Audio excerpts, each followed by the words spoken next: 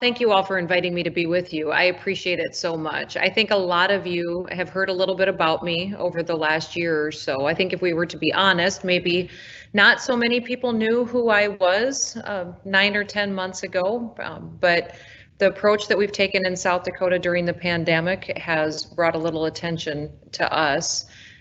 And frankly, a lot of it's been the media kind of kicking me in the head for the decisions that I've made for my people here in South Dakota. But overwhelmingly, our people are happy. And I think it's because we gave them the opportunity to exercise their personal responsibility.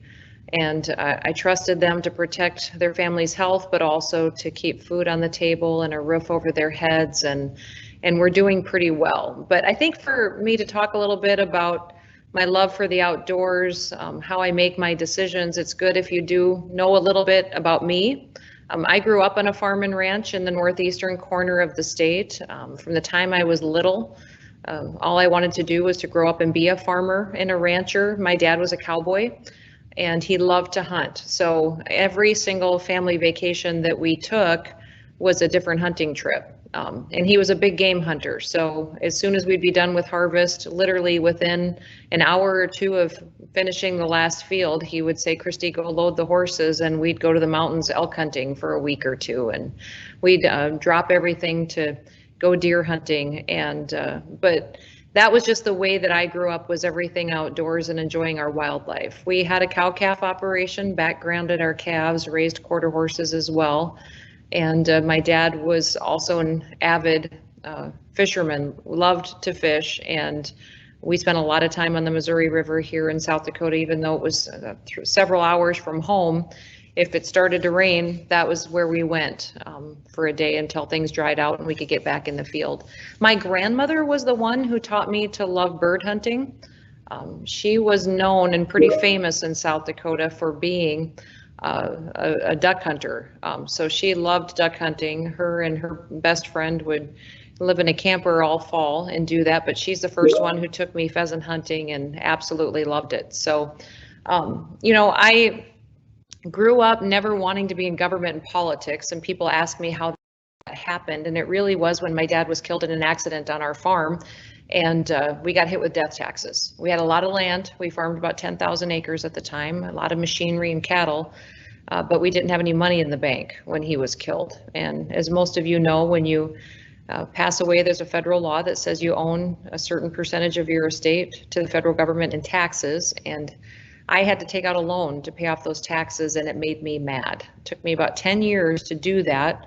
And I started a hunting lodge on our operation in order to generate the extra revenue we needed to pay that bill. So we took what assets we had, which was the land, and figured out another way to make revenue off of it. And we did pheasant hunting, waterfowl hunts, fishing trips, and turkey hunts, and ran that hunting lodge for many, many years. And it gave us the opportunity to pay off those taxes and to keep our family business going. You know, my whole background in hunting and fishing and being outdoors with my family has always been not just what we love, it's a social event. We bring people to our operation all the time. I ran for Congress because people had been asking me to, and recognizing we needed more normal everyday people that enjoy running businesses. Serving in Congress, did that, but recognized after several years there and getting to do tax reform with President Trump and getting to focus on a lot of issues I was passionate about, that governors are CEOs, and that governors have the ability every day to make decisions and implement them immediately that can dramatically impact families. So I ran for governor and was elected to that, and have been in office now a little over 2 years.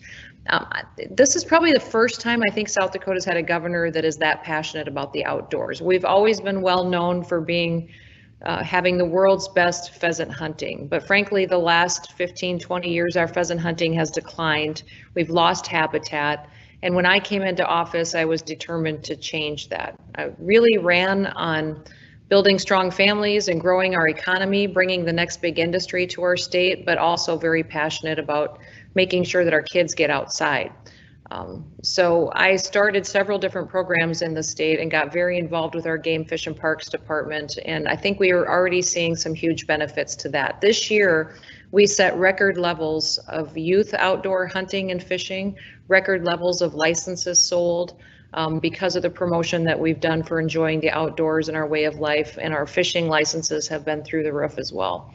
That revenue we're plugging right back into land and into opportunities to really create habitat. And one of the biggest programs that I'm proud of that I really need to continue to grow is called our Second Century Initiative Fund program. And it is a program that I started to create a working lands habitat program for producers to participate in. And listen, I was a farmer, so a lot of times I wanted to put habitat in on land, but I couldn't make it cash flow. I needed to plant it and grow crops out there, and in order to make sure I could cash flow the operation and pay my bills.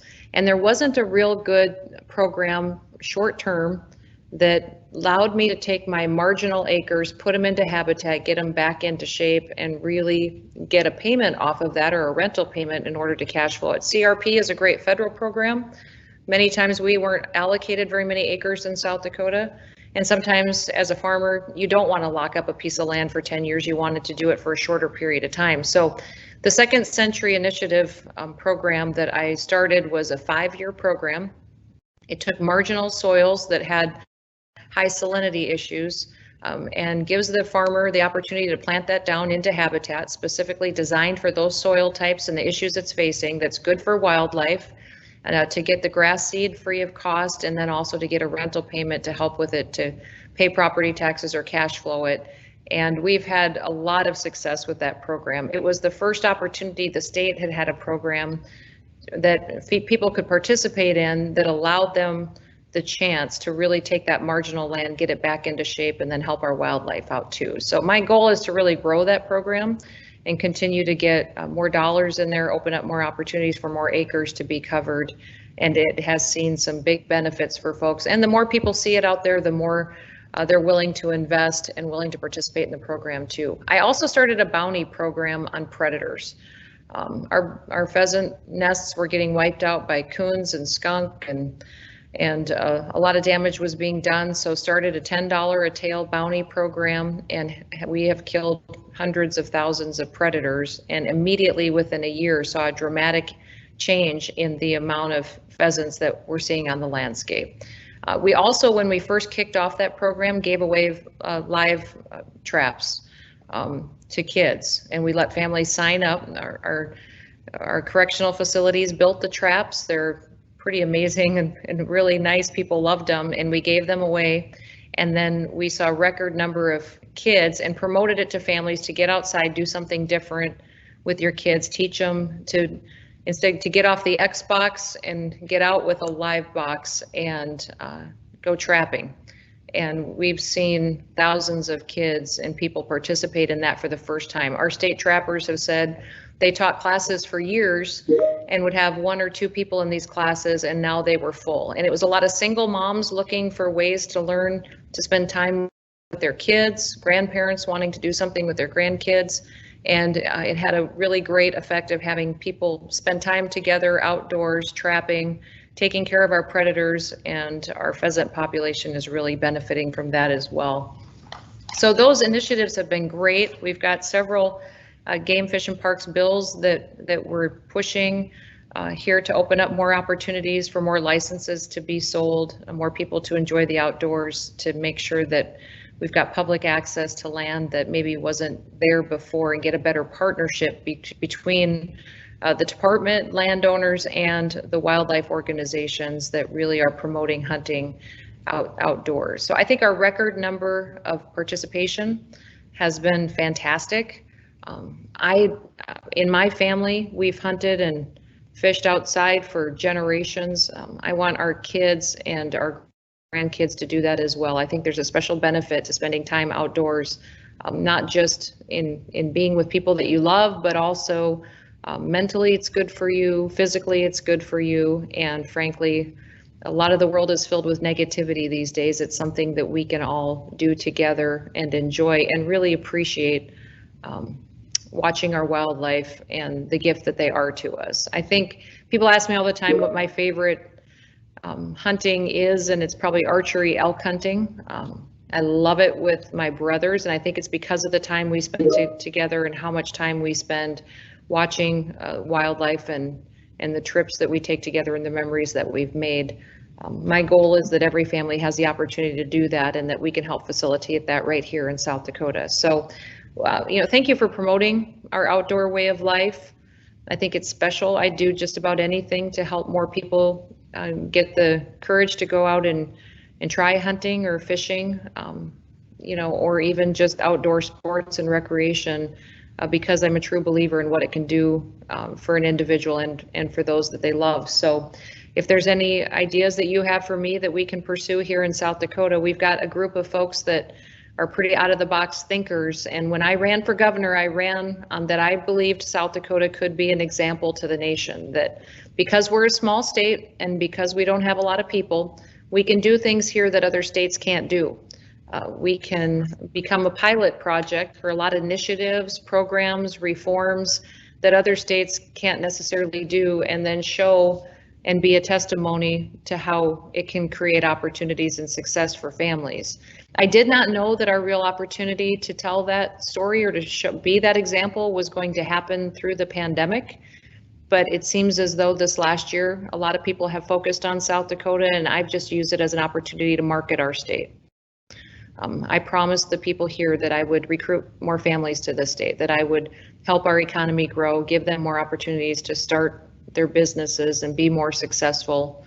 And this has really been remarkable to watch what's happened in our state this year. We have the lowest unemployment rate in the nation. We are one of the quickest in delivering the vaccine to people, one of the highest ranked in getting people the vaccines that they need.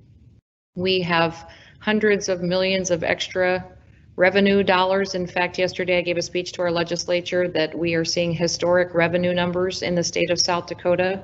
While many other states are raising taxes or cutting spending or bonding their debt from the last pandemic year, South Dakota is thriving and growing, and our arguments during our legislative session will be over how to spend those extra dollars that we have. I'm encouraging them to put some in trust and reserves, put it into infrastructure that we can see benefiting our state for many years to come, and to make sure we're making wise decisions. So we've got a little bit of a different discussion going on in South Dakota, but I think it's all good, and it's creating some opportunities for us to tell our story and to let more people really know about how special our state is.